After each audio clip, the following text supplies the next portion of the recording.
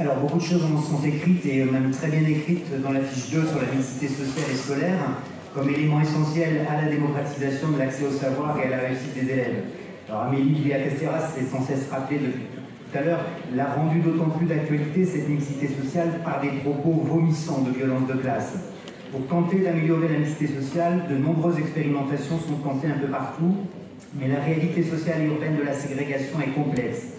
Quand on voit les contributions des différents congrès académiques, on se rend compte à quel point les réalités sont très différentes et les réponses apportées encore plus. Les rapporteurs et rapportrices ont même dû réécrire totalement le texte de départ.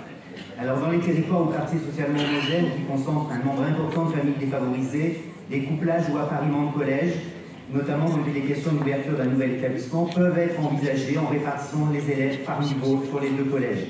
C'est de plus en plus documenté par un certain nombre de chercheurs, notamment les travaux de Youssef Souidi. En revanche, dans les territoires et quartiers socialement mixtes, la mixité sociale peut être recherchée de différentes manières.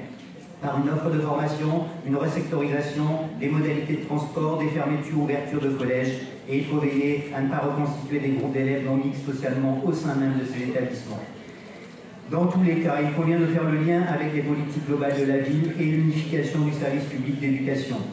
Face à une telle complexité, nous demandons que le SNES-FSU se prononce pour un congrès d'études, que ce mandat soit décliné dans chaque académie à partir des réalités de terrain et des militants, des S1, des S2 et des S3, pour remonter ensuite au niveau national et donner lieu, pourquoi pas, à un colloque national.